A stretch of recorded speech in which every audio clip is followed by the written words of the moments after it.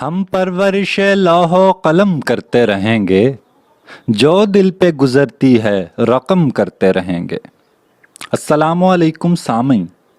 अल्लाह ताला ने इंसान को बोलना सिखाया और कलम के ज़रिए उसे तहरीर में लाना सिखाया।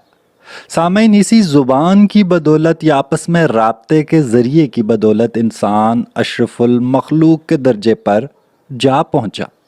इंसान ने इसी ज़ुबान को तरक्की दी और उसमें लाजवाल अदब तख्लीक किया। अदब क्या है? असनाफ़ अदब कौन कौन सी हैं? शायरी क्या है? नसर क्या है? शायरी में नज़्म और गज़ल किसे कहते हैं? नसर गैर अफसानवी कब कहलाती है और उसे अफसानवी कब कहते हैं? हम नात, मनक़बत, मसनवी, मुखम्मस, मुसद्दस नज़्म की अक़साम हैं, तो नसर की अक़साम में मज़मून, इंशाइया, सफ़रनामा, रुदाद और अफसानवी में ड्रामा, अफसाना, नावल और दास्तान, ये क्या बलाएं हैं? इसी बारे में आज हम बात करने जा रहे हैं। तो सामीन, आगाज़ करते हैं हम अपने आज के मौजू का। आगाज़ करेंगे ज़ुबान से। ज़ुबान किसे कहते हैं? ज़ुबान इंसानों के दरमियान राब्ते का एक निज़ाम जो मुख्तलिफ़ आवाज़ों और इशारों की मदद से मिलकर बनता है। इंसान ने तरक्की की, शऊर की उस मंजिल तक पहुंचा कि उसने अपने गले से निकलने वाली मुख्तलिफ़ आवाज़ों को याद रखना और फिर उनका इस्तेमाल करना शुरू कर दिया। इन्हीं इशारों और आवाज़ों के ज़रिए इंसान आज तरक्की की इंतहा पर पहुंचा हुआ है। तो सामीन, जो ज़ुबान होती है वो एक पूरी तहज़ीब होती है। चेकोस्लोवाकिया में एक मिसाल मशहूर है कि एक नई ज़ुबान सीखो और एक नई रूह हासिल करो। तो ज़ुबानें आपस में एक दूसरे से ताल्लुक़ रखती हैं, उनके आपस में ख़ानदान बने होते हैं, क्योंकि इब्तिदाई तौर पर इंसान तो एक ही ज़ुबान बोलते होंगे, क्योंकि ये ख़दशा भी पाया जाता है। तो सामीन, जो उर्दू ख़ानदान, उर्दू ज़बान का ख़ानदान है, इसको हिंद यूरोपी ज़बानों का ख़ानदान कहा जाता है, जिसमें अंग्रेज़ी, जर्मन, रूसी, फ़्रांसीसी, फ़ारसी, पश्तो, पंजाबी, बंगाली, हिंदी, नेपाली और बहुत सारी दीगर ज़ुबानें शामिल हैं। तो ज़बानों के ख़ानदान के हवाले से ये सबसे बड़ा ख़ानदान कहलाता है, जिसे हिंद यूरोपी ज़बानों का ख़ानदान कहा जाता है। तो सामीन, ज़ुबान जब वजूद में आती है तो उससे अगला मरहला उस ज़बान में अदब तख्लीक करने का होता है। तो किसी भी ज़ुबान की दौलत या किसी भी ज़ुबान का सरमाया उसमें तख्लीक होने वाला अदब होता है। लोग उसमें जो शायरी करते हैं, कहानियाँ लिखते हैं या किसी भी तरह वो मवाद को तहरीर की शक्ल में लाते हैं या लोगों की याददाश्तों में महफूज करवा देते हैं। तो जज्बात का खूबसूरती से लफ्ज़ों में जब इंसान इजहार करता है तो इसे आर्ट या लिटरेचर या अदब कहते हैं। तो उर्दू में सामीन अदब लफ्ज़ और मानों में भी इस्तेमाल होता है, तो इसका माखज़ तो एक ही है, मगर इस्तिलाह जब लिटरेचर के अंदर, इल्म व अदब के अंदर आकर इस्तेमाल होगी तो अदब से मुराद हम लिटरेचर रहेंगे। तो हम समझ गए कि ज़बान इंसानों के दरमियान राब्ते का ज़रिया है और उसी ज़ुबान ने, इंसान ने जब तरक्की की तो वो अदब की सूरत में तख्लीक होना शुरू हुआ। तो सामीन, कुछ मालूमात आप स्क्रीन पर भी देख सकेंगे अदब की हवाले से। तो आगे बढ़ेंगे साथ और हम इस नतीजे पर पहुँचेंगे कि जदीद दौर में अदब के मानी मखसूस करार दिए गए हैं। अदब के लिए ज़रूरी है कि उसमें तख़य्युल और जज्बात हों, वरना तहरीरी काम अदब नहीं कहलाएगा। तो वैसे तो इस्तिलाह में, आम ज़मानी इस्तिलाह में हम कहते हैं कि कुतुब का मवाद हो, बहुत सारी किताबें हों, तो हम कहते हैं लिटरेचर है। अब वो किसी भी तरह की किताबें हों, हम उसको अदब कह सकते हैं। बड़ों का अदब करना, उसे रिस्पेक्ट करते हैं। लेकिन जब इल्म अदब की ख़ास इस्तिलाह आएगी जिससे मुराद शायरी और तख्लीकी नसर होगी, तो हम कहेंगे कि ऐसी तहरीर जिसमें तख़य्युल यानी ख़याल, तख्लीक और जज्बात मौजूद हों, तो सिर्फ़ वो तहरीर अदब कहलाएगी। तो सामीन, अगर हम ज़ुबान को समझ चुके हैं, अदब को समझ चुके हैं, तो हम आगे बढ़ने के काबिल हैं। तो आगे बढ़ने से पहले अदब की तारीफ़ें छोटी छोटी जो मुख्तलिफ़ लोगों ने, मारूफ़ लोगों ने कर रखी हैं, वो भी देखते जाएँ। कार्डिनल न्यूमैन कहता है, इंसानी अफ़कार, ख़यालात और एहसासात का इज़हार ज़ुबान और अल्फाज के ज़रिए अदब कहलाता है। कि इंसानी फ़िक्रें और ख़यालात और जो एहसासात होते हैं जब ज़ुबान से इज़हार करते हैं तो ہم اسے ادب کہتے ہیں۔ ڈاکٹر عبادت بریلوی کہتے ہیں کہ انسان کے جذبات اور احساسات میں جو موجیں برابر اٹھتی ہیں انہیں خوبصورت الفاظ کا جامہ پہنانا ادب کہلاتا ہے، یعنی انسانی جذبات کو خوبصورتی سے اظہار میں لانا ادب کہلاتا ہے۔ تو سامعین آگے اب بڑھیں گے اور دیکھتے ہیں کہ آگے ادب مزید کیسے تقسیم ہوتا ہے۔ تو دو طرح ادب تقسیم ہوتا ہے، یا تو ادب شاعری ہوتا ہے یا نثر ہوتا ہے۔ تو شاعری اور نثر کیا چیز ہے؟ تو سامعین شاعری اور نثر میں فرق کرنے والی جو بنیادی چیز ہے وہ آہنگ یا ردھم ہے۔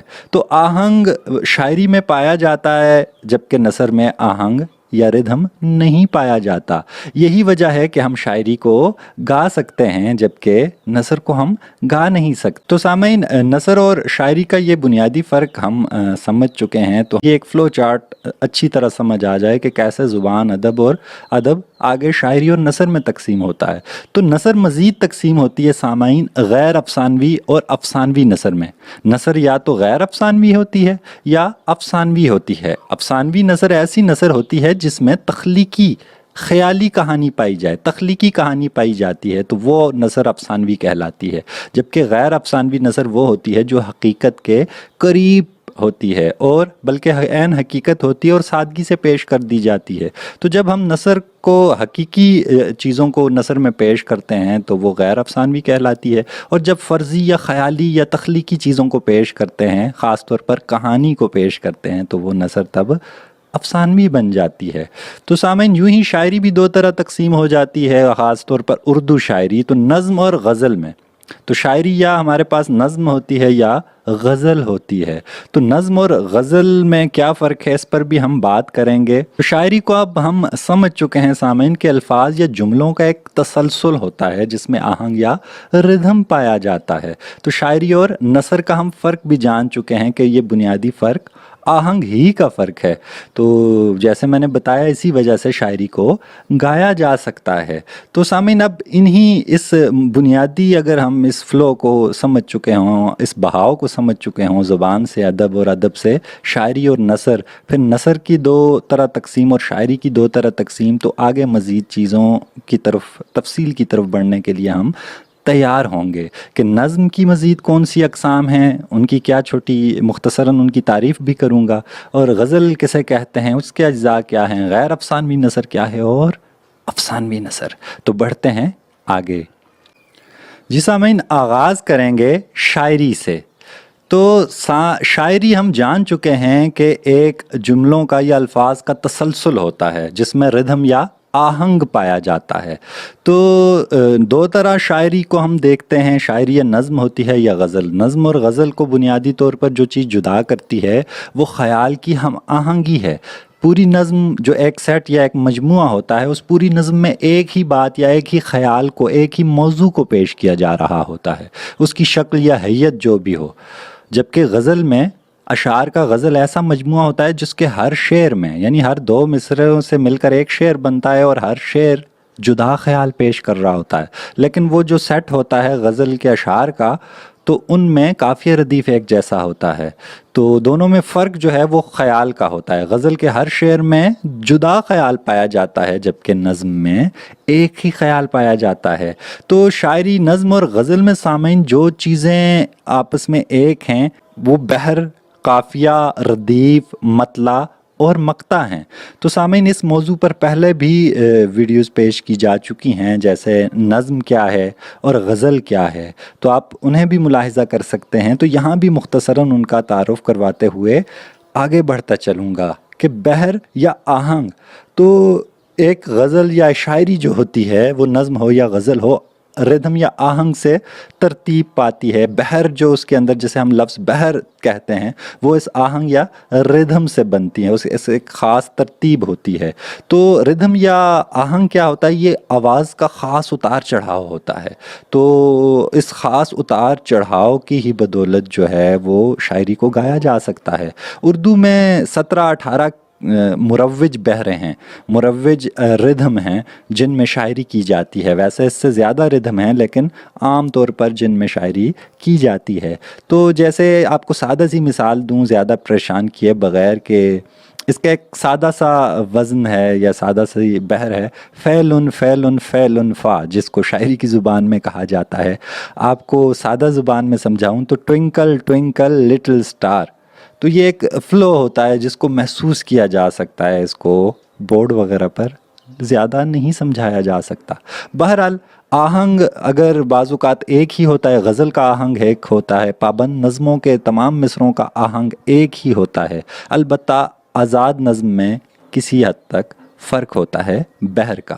تو شاعری میں سب سے بنیادی چیز ردھم یا آہنگ ہوتی ہے۔ تو سامعین، دوسری جو اہم چیز ہوتی ہے وہ قافیہ ہوتی ہے۔ تو قافیہ ہم آواز الفاظ ہوتے ہیں، ایک جیسی آوازوں والے الفاظ ہوتے ہیں جن کی بدولت شاعری میں مزید ردھم یا مزید آہنگ پیدا ہوتا ہے، ایک فلو پیدا ہوتا ہے جو دل کو بھلا لگتا ہے۔ ویسے اس کا لفظی مطلب پیچھے چلنے والا ہے، قفو سے نکلا ہے، تو عام طور پر غزل کے اشعار کے دوسرے مصرعے کے آخر میں استعمال ہوتا ہے، ردیف سے پہلے۔ تو قافیہ ایک جیسی آوازوں والے الفاظ ہوتے ہیں، جیسے نام، کام، جام یا لو، دو، وہ، تو ایک جیسی آوازیں نکل رہی ہیں لیکن لفظ ایک نہیں ہوتا، لفظ بدلتا ہے، اس کی آوازیں ایک جیسی ہوتی ہیں۔ شاعری کی ایک اور اصطلاح ہے ردیف۔ تو لغت کے اعتبار سے سوار کے پیچھے یعنی گھڑ سوار کے پیچھے بیٹھنے والے کو ردیف کہتے ہیں۔ تو قافیہ غزل کا ایک بنیادی جز ہے لیکن لازمی جز نہیں ہے۔ ایک غزل جو ہے وہ قافیہ کے بغیر نہیں ہو سکتی مگر ردیف کے بغیر کہی جا سکتی ہے۔ تو سامعین، ردیف جو ہے وہ تمام اشعار میں، غزل کے تمام اشعار میں ہو بہو دہرایا جاتا ہے۔ تو غزل ہو یا نظم ہو، دونوں میں قافیہ کا، ردیف کا، بحر کا استعمال ہوتا ہے، تمام پابند نظموں میں ہوتا ہے۔ تو اسی طرح مطلع بھی نظم اور غزل دونوں میں استعمال ہوتا ہے، پابند نظم ہے تو عام طور پر آپ حمد اور نعت سنتے ہیں تو وہ غزل کی ہی حیت دیکھنے میں لگتی ہے کہ اس کا پہلا شعر مطلع اور آخری شعر میں شاعر اپنا تخلص استعمال کر رہا ہوتا ہے، اس لیے اسے مقطع کہتے ہیں۔ تو مطلع سے مراد طلوع ہونے کی جگہ ہے، تو غزل کا پہلا شعر، نظم کا پہلا شعر مطلع کہلاتا ہے اگر اس کے دونوں مصروں میں قافیہ ردیف استعمال ہو، اور پھر اس کے بعد ہر شعر میں دوسرے مصرعے میں قافیہ ردیف استعمال ہوتا ہو، تو ایسی ترتیب، ایسی حیت غزل کی حیت ہوتی ہے۔ تو اس حیت میں نظم بھی کہی جائے اس بناوٹ میں تو ہم کہیں گے کہ یہ اس کے پہلا شعر مطلع کہلائے گا۔ ایک شعر میں، ایک غزل میں یا نظم میں، معذرت خواہوں، ایک سے زیادہ مطالعے ہو سکتے ہیں، ٹھیک ہے؟ تو پہلے دونوں اشعار بعض اوقات غزل کے یا نظم کے ایسے ہوں کہ اس کے دونوں یعنی مصروں میں قافیہ ردیف پایا جاتا ہو تو ہم کہیں گے اس شعر میں دو مطالعے پائے جاتے ہیں، دوسرے کو مطلع ثانی کہیں گے۔ تو ایسے ہی مقطع ہوتا ہے، قطع کرنے سے ہے یعنی ختم کرنا۔ تو آخری شعر میں شاعر جب اپنا تخلص استعمال کر دے، اپنے نام کے بجائے ایک نام استعمال کرتا ہے شاعر شاعری میں، جسے تخلص کہتے ہیں، تو اس وقت ہم کہتے ہیں کہ یہ شعر، آخری شعر غزل کا یا نظم کا مقطع ہے۔ تو نظم ہو یا غزل، دوبارہ کہوں گا، وہ شعر مقطع کہلائے گا جس میں شاعر اپنا نام استعمال کرے گا اور وہ دو مصروں کا سیٹ ہوگا، نظم دو مصروں کا سیٹ ہوگی اگر تو تب۔ تو مطلع پہلا شعر، مقطع آخری شعر، جس میں عموماً شاعر اپنا تخلص استعمال کرتا ہے۔ تو سامعین، ہم سمجھ گئے ہیں۔ تو اسی طرح ایک اور اصطلاح ہے جسے ہم شعر کہتے ہیں۔ تو شعر جو ہے وہ دو مصروں کا مجموعہ ہوتی ہے، دو جملے، جسے میں سادہ طور پر کہہ دوں تو شاعری میں ایک جملے کو ایک مصرع کہتے ہیں۔ تو دو مصرے مل کر ایک شعر بناتے ہیں۔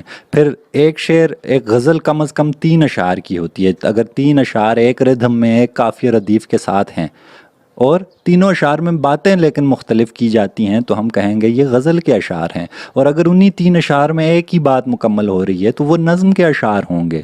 تو وہ اپنے موضوع کے حوالے سے، یعنی چیز یا نظم ہوگی وہ فن پارہ، یا غزل ہوگی۔ اگر اشعار میں ایک بات ہوگی تینوں میں تو نظم ہوگی، اور تینوں اشعار میں مختلف بات ہوگی لیکن قافیہ ردیف ردم سیم ہوگا تو ہم کہیں گے یہ ایک غزل کے اشعار ہیں، ایک غزل کے اشعار ہیں۔ تو ہم سمجھ گئے کہ شعر کیا ہوتا ہے۔ اگر شعر 2 مصروں کا ہوتا ہے، اگر مصرے زیادہ ہوں سامعین ایک سیٹ کے اندر، تو پھر ہم اسے سیٹ یا بند کہتے ہیں۔ تو شعر 2 مصروں کا ہوتا ہے، اس سے زیادہ 4، 5، 6 کا سیٹ ہو تو ہم اسے پھر بند کہتے ہیں اردو میں۔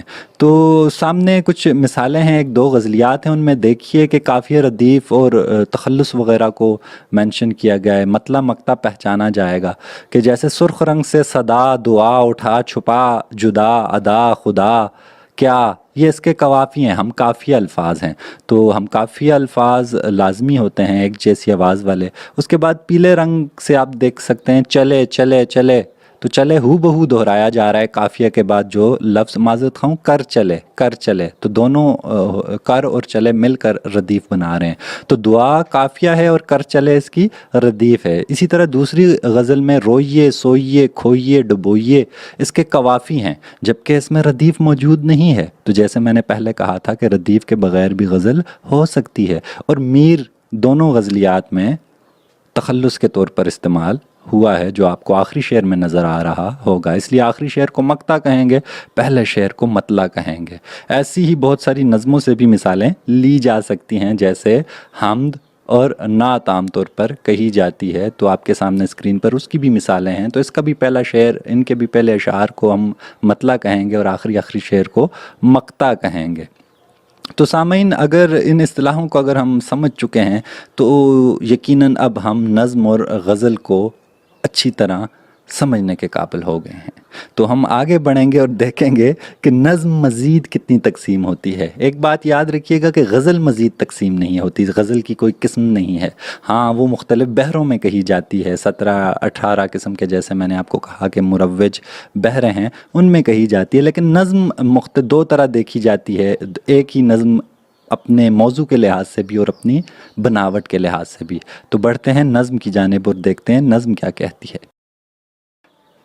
حمد ہو، نعت ہو، منقبت ہو، سامعین، یہ سارے قصیدے کی اقسام ہیں، یعنی ایسی نظم جس میں کسی کی تعریف کی جائے، تو تعریفی نظمیں تمام قصیدہ کہلائیں گی۔ ایسی نظم جس میں کسی پر طنز کیا جائے تو اس نظم کو ہم حجو کہتے ہیں۔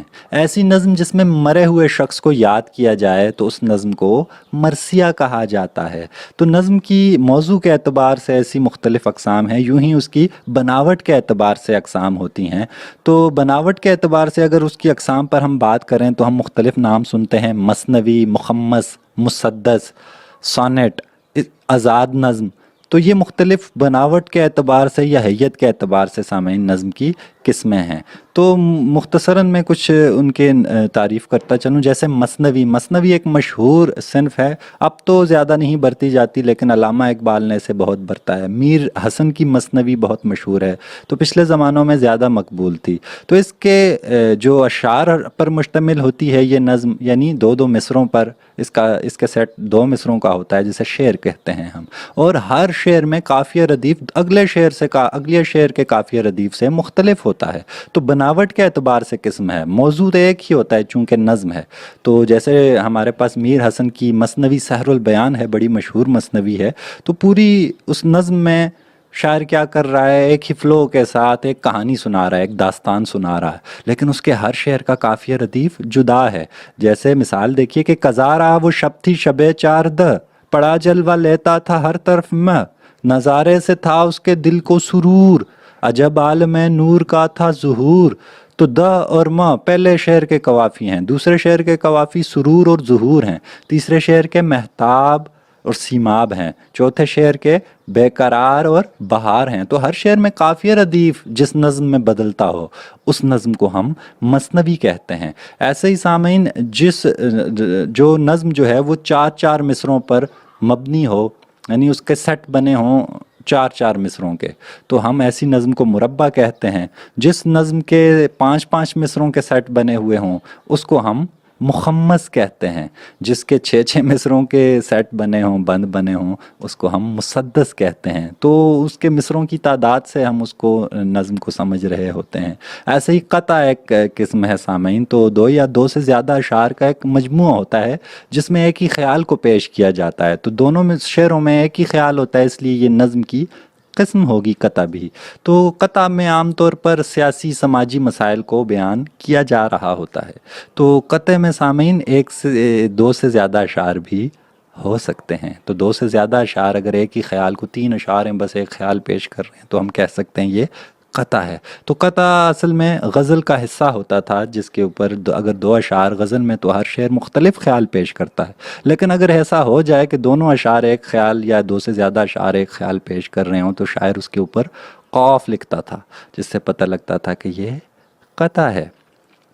تو سامعین اس چیز کو ہم آسانی سے سمجھ گئے ہیں. ایسے ہی سونٹ ایک نظم ہے. سونٹ ایک خاص اس کی یورپ سے آئی ہوئی نظم ہے, انگریزی سے اردو میں مقبول ہوئی ہے, لیکن یہ اطالوی صنف ہے, بنیادی طور پر اٹلی کی ہے. تو اس کے 14 مصروں کی ایک خاص ترتیب ہوتی ہے.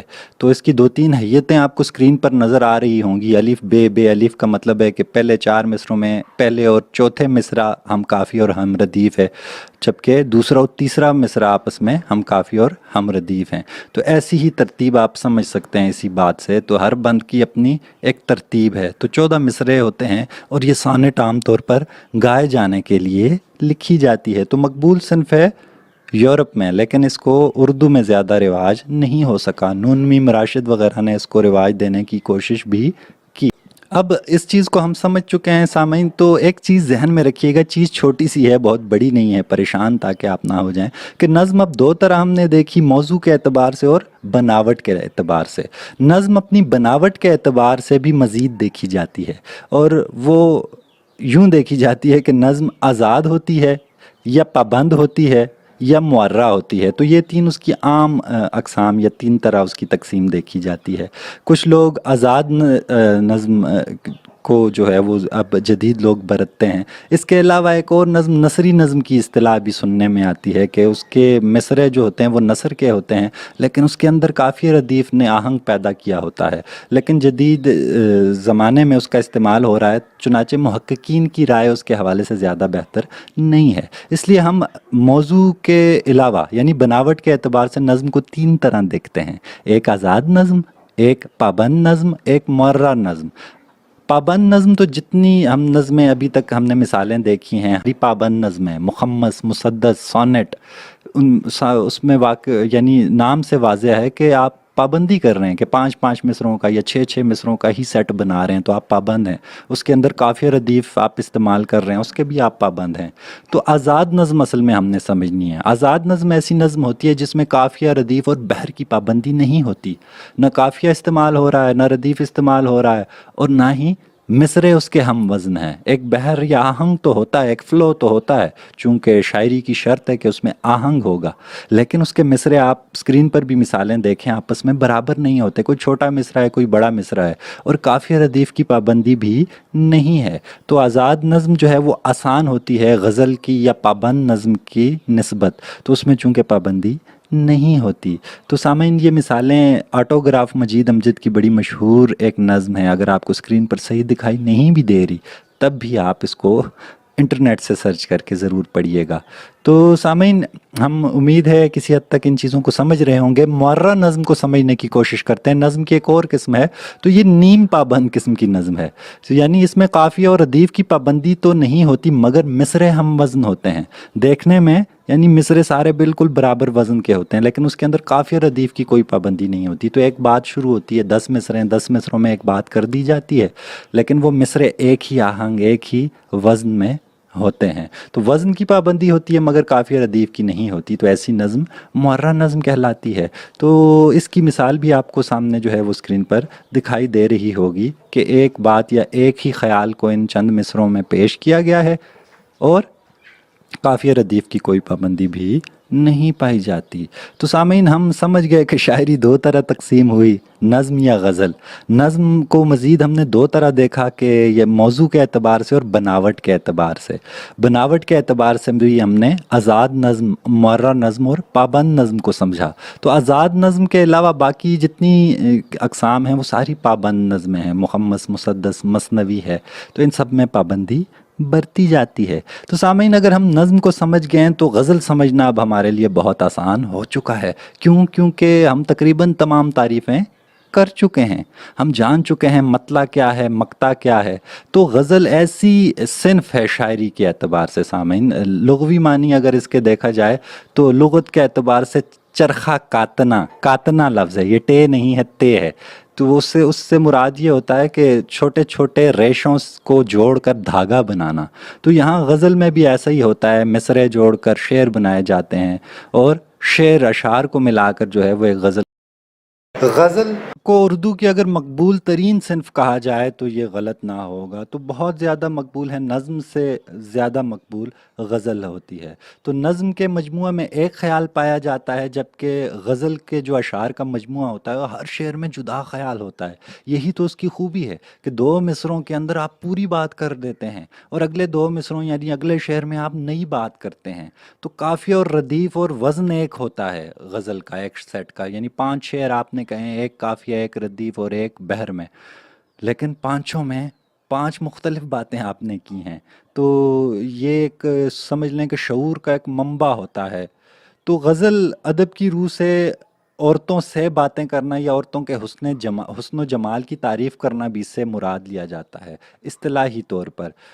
مگر اب غزل کی تعریف وسیع ہو چکی ہے اور عورتوں کے علاوہ بھی اس میں تمام مضامین پائے جاتے ہیں۔ ہرن کی دردناک آواز کو بھی غزل کہتے ہیں لغت کے اعتبار سے۔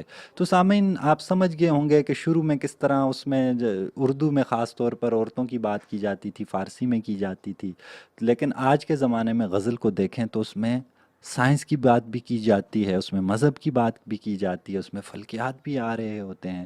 تو زندگی کا، انسانی زندگی کا اب کوئی ایسا شعبہ نہیں ہے جو غزل میں نہ پایا جاتا ہو۔ تو غزل کا موضوع اب وسیع ہو چکا ہے، اس لیے غزل کی تعریف اب ہم اس کی بناوٹ کے اعتبار سے دیکھیں گے کہ غزل کسے کہتے ہیں۔ تو ویسے میں نے پہلے بتایا تھا آپ کو کہ عبدالرحمن رودکی ایرانی شاعر تھا جس نے قصیدے کے علاوہ، قصیدے کا پہلا حصہ تشبیب جسے کہتے ہیں، وہ قصیدے کے علاوہ برتا تھا۔ تو یہ آغاز ہوتا تھا قصیدے کا، چند مصرے، چند اشعار ہوتے تھے جس میں موسم کی تعریف ہوتی تھی قصیدے کی طرف باقاعدہ آنے سے پہلے۔ تو عبدالرحمن رودکی نے اس چیز کو الگ قصیدے کے علاوہ استعمال کرنا شروع کیا اور وہ بہت مقبول ہوا فارسی میں، اور یوں ہی فارسی سے اردو میں آیا۔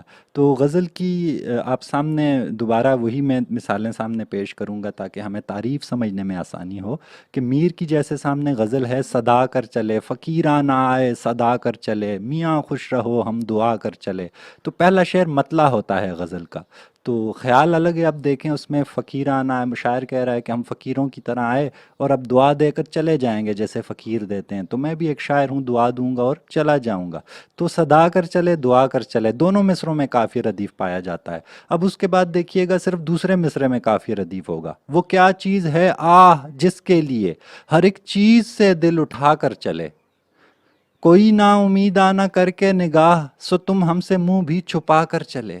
تو ایک ردھم، آہنگ، ایک خوبصورتی پیدا ہو رہی ہے، ایک ردھم تو شاعری کے اندر اس کا وزن ہے کہ وہ ایک فلو میں کہ فقیران آئے صدا کر چلے، میاں خوش رہو ہم دعا کر چلے، یہ اس کا فلو یا اس کا آہنگ یا ردھم ہے، اور یہ پورے ہر تمام مصرے جو ہیں اسی آہنگ پر ہوں گے۔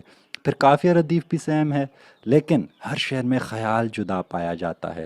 تو ایسی کیفیت جب شاعری اس طرح پیش کی جا رہی ہو، اس حیت میں پیش کی جا رہی ہو، تو ہم کہیں گے کہ یہ غزل ہے۔ غزل کا کوئی نام نہیں ہوتا، نام اس لیے نہیں ہوتا کیونکہ اس کا موضوع تو ایک ہو نہیں سکتا۔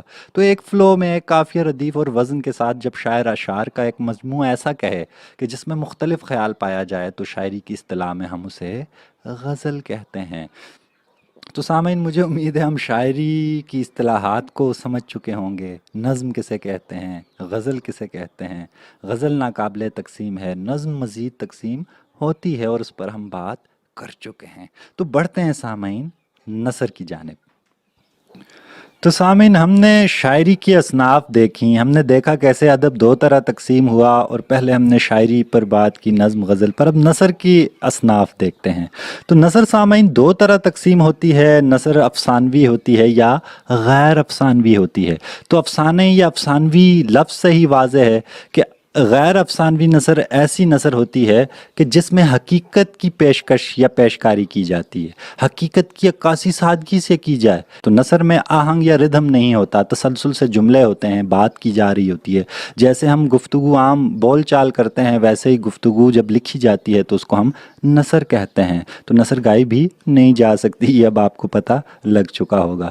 تو سامعین، حقیقت کی عکاسی سادگی کے ساتھ جب کی جائے تو وہ غیر افسانوی نثر ہوتی ہے، مثلاً مضمون، انشائیہ، سفرنامہ، روداد وغیرہ۔ اس کے علاوہ بہت ساری اصناف ہیں۔ اور یوں ہی جب جس نثر میں तख्लीकी कहानी पाई जाए, फर्जी कहानी पाई जाए, तो उस नसर को हम अफसाना या अफसानवी नसर कहते हैं। तो नसर गैर अफसानवी या अफसानवी, अफसानवी में हकीकत को फ़र्ज़ कर लिया जाता है, हकीकत के करीब चीज़ें तो बाज़ औक़ात बयान की जा रही होती हैं लेकिन फ़र्ज़ी नामों के साथ, फ़र्ज़ी किरदारों के साथ। तो इसलिए अफसानवी नसर ऐसी नसर होती है सामाइन कि जिसमें तख्लीकी कहानी पाई जाती है। तो याद रखिएगा, अब अफसानवी नसर में जितनी भी असनाफ़ आएंगी वो सारी कहानी होंगी, यानी उन सब में कहानियाँ पाई जा रही होंगी। वो ड्रामा हो, अफसाना हो, नावल हो, दास्तान हो, इनकी तारीफ़ों में थोड़ा थोड़ा फ़र्क है मगर बुनियादी तौर पर सारी कहानियाँ ही हैं। अब आगाज़ करेंगे नसर को मज़ीद समझने के लिए, पहले गैर अफसानवी नसर को देखते हैं कि हकीकत की अक्कासी सादगी से कब कब हम कर रहे होते हैं, किस तरह कर रहे होते हैं। जैसे मज़मून, अब गैर अफसानवी जो नसर है ये सारी, इसकी जितनी असनाफ़ हैं सामईन, ये सारी मज़मून ही कहलाएंगी। भले सफ़रनामा हो, भले आप बीती हो, लेकिन थोड़े थोड़े फ़र्क के साथ मज़मून और सफ़रनामा और इन चीज़ों में फ़र्क हो जाता है। हम कहते हैं तहरीर या मकाला या लिखा हुआ या मतन, कोई भी चीज़ तहरीर की हुई हो हम उसको मज़मून कह सकते हैं। लेकिन इस्तिलाह में हम जब अपने ख़यालात और मुशाहिदात और मालूमात को किसी एक मौजू पर मुदल्लिल अंदाज में दलील के साथ पेश करते हैं ताकि पढ़ने वाले पर उसका असर पड़े, तो हम कहते हैं इस्तिलाह में ऐसी तहरीर मज़मून कहलाती है। तो मज़मून हकीकत पर मबनी हालात व वाक़यात होते हैं। इल्मी, अदबी, सहाफ़ती नोयत के मज़ामीन लिखे जाते हैं। अखबारों में सहाफ़ती मज़ामीन होते हैं। अदीब लोग जब लिखते हैं, कोई अदीब इख्तियार करता है मज़मून की सिनफ़ को, तो वह अदबी मज़मून कहलाता है। तो यूँ ही इल्मी नोयत के मज़ामीन भी होते हैं। तो यूं ही मकतूब निगारी भी अदब बन गई है सामईन। तो जब कोई अदीब ख़त लिखता है, वैसे तो ख़त आम तौर पर अदब नहीं कहलाता, मगर जब कोई अदीब किसी ख़ास कैफियत में, किसी ख़ास ज़माने, किसी घड़ी में उस ख़त को तहरीर करता है एक ख़ास अंदाज के साथ, तो वो ख़त भी अदब की सिनफ बन जाता है। तो वैसे तो हम ढेरों ख़त एक दूसरे को लिखते हैं, जदीद दौर में ईमेल करते हैं, एसएमएस करते हैं, तो ये सारी ख़त की ही एक अक़साम आ जाती हैं। यूँ ही सफ़रनामा निगारी भी गैर अफसानवी नसर है, यानी अब सफ़र इख्तियार करता है एक शख्स, एक अदीब, और अपने सफ़र के हालात को दिलचस्प अंदाज में लिखता जाता है, तो उसकी वो तहरीर सफ़रनामा कहलाती है।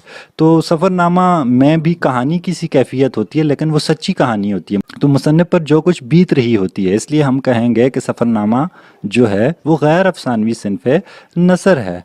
तो यूँ ही इंशाइया एक आज़ाद सा मज़मून होता है जिसमें ज़हनी आज़ाद ख़याली पाई जाती है। मज़मून में हम क्या करते हैं, सादगी से बात कर रहे होते हैं बड़े खुश्क से अंदाज में, जबकि इंशाइया बड़ा दिलचस्प किस्म का अंदाज़ अपनाते हैं और अपनी बात को पेश कर रहे होते हैं। तो इंशाइया भी एक किस्म का मज़मून है। सफ़रनामा की हमने बात की, रुदात किसी वाक़े को हम जब तहरीर में लाते हैं, वो भले अखबार के लिए हो, भले अपनी डायरी लिख रहे हों, तो ये सब असनाफ़ क्या कहलाएंगी सामईन, गैर अफसानवी नसर कहलाएंगी। आप बीती अपनी ज़िंदगी की कहानी लिखें, वो भी गैर अफसानवी होगी। लेकिन जैसे ही हम फ़र्ज़ी कहानी पढ़ रहे होंगे या लिख रहे होंगे, तो उस वक्त नसर क्या बन जाएगी या क्या कहलाएगी, अफसानवी कहलाएगी। ऐसी नसर जिसमें तख्लीकी कहानी पाई जाए। मसलन लोक कहानी, एक कहानी दादी अम्मा हमें सुना रही होती हैं, तो सामईन वो कहानी भी फ़र्ज़ी कहानी होती है, हकीकी किसी का नहीं पता होता कि ये किस पर गुज़री भी है या नहीं गुज़री। तो ऐसी कहानी जो तहरीरी शक्ल में नहीं होती लेकिन सीना बसीना और नस्ल दर नस्ल मुंतकिल होती रहती है, उसको हम लोक कहानी कहते हैं। तो तमाम इलाक़ों में लोक कहानियाँ मुख्तलिफ मशहूर होती हैं, तो ये लिखी हुई नहीं होती, लेकिन जितनी जदीद किस्म की असनाफ़ है अदब या अफसानवी अदब है, वो इस लोक कहानी से ही अखज़ हुआ है। तो इंसानों ने, अब जदीद लोगों ने इसी लोक कहानी से तरक्की की है। जैसे अफसाना, एक मुख्तसर कहानी। अफसाना कौन सी, जब हम इस्तिलाह अदब में अफसाना कहते हैं, अंग्रेज़ी में से शॉर्ट स्टोरी कहते हैं, तो नाम से ही वाज़ह है कि ऐसी कहानी, मुख्तसर कहानी जो एक नशिस्त में एक दफ़ा बैठें और आप पूरी पढ़ लें, आधे घंटे 1 घंटे के करीब एक कहानी जो ख़त्म हो जाए, उसको हम अफसाना कहते हैं। तो अफसाना आम ज़िंदगी के करीब कहानी होती है, और इसमें आम तौर पर जो है वो किसी मसले के एक ही पहलू पर रोशनी डाली जाती है। बहुत ज़्यादा किरदार नहीं होते अफसाने में, चूँकि मुख्तसर कहानी होती है। तो इसके अज्जा में कहानी होती है, सबसे बुनियादी बात।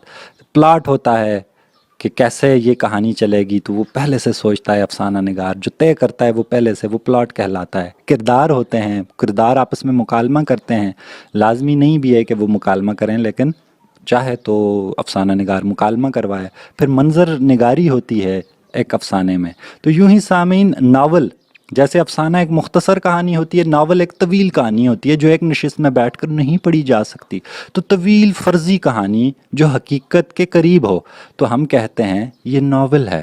تو ناول اب کسی شخص کی حقیقی کہانی بھی ہے، لیکن وہ نام اگر بدل دیتا ہے اپنے کرداروں کے تو وہ کہانی پھر حقیقت نہیں رہتی، افسانہ بن جاتا ہے۔ تو جب حقیقت میں افسانے کو مکس کیا جاتا ہے، گڑمڑ کیا جاتا ہے، تو وہ افسانہ ہی رہ جاتا ہے۔ تو ایسی طویل کہانی جو حقیقت کے قریب ہو مگر فرضی ہو، تخلیقی ہو، تو ایسی کہانی کیا کہلائے گی؟ ناول۔ تو ناول اور افسانے میں فرق کس کا ہے؟ ضخامت یا طوالت کا ہے۔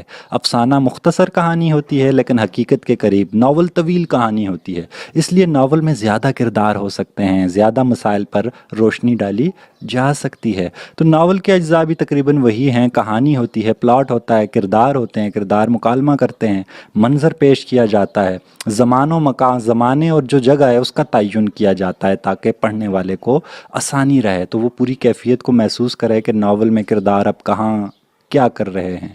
تو سامعین، ناول کی اقسام بھی مشہور ہیں، جاسوسی ناول ہوتے ہیں، تفریحی ہوتے ہیں، رومانوی ہوتے ہیں، تاریخی، سیاحتی اور اصلاحی نوعیت کے بھی ناول ہوتے ہیں جس میں تربیت کی جاتی ہے۔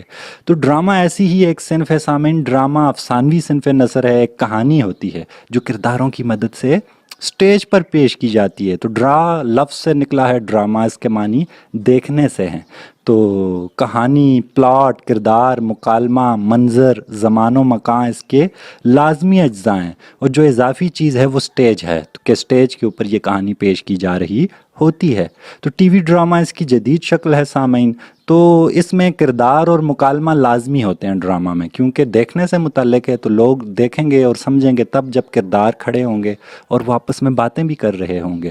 تو منظر یا سٹیج، ناول یا افسانے میں تو منظر لفظوں میں پیش کیا جاتا ہے لیکن ڈرامے میں بنانا پڑتا ہے سٹیج کے اوپر۔ تو ڈرامہ مقبول ہے، اس کی اقسام میں المیہ یعنی ٹریجڈی بڑی مقبول ہے، شیکسپیئر نے ٹریجڈی ڈرامے لکھے ہیں۔ اس کے علاوہ جو ہے اردو میں آغا حشر کشمیری کا ایک مقبول نام ہے، انہوں نے المیہ تخلیق کیے ہیں۔ طنزی اور مزاحیہ اقسام ہوتی ہیں جیسے خواجہ معین الدین کا تعلیم بالغاں ہے۔ رزمیہ لڑائی بھڑائی جن میں ہوتی ہے یا وہ مناظر بیان کیے جائیں۔ تربیہ ایسے جن میں ناچ گانا پایا جائے، تو ان اقسام کو ڈرامہ۔ تو ایک ڈرامے مختلف اقسام پر بھی مبنی ہوتے ہیں، یعنی المیہ میں طنز و مزاح بھی پایا جا سکتا ہے یا رزمیہ کے اندر تربیہ بھی ہو سکتا ہے۔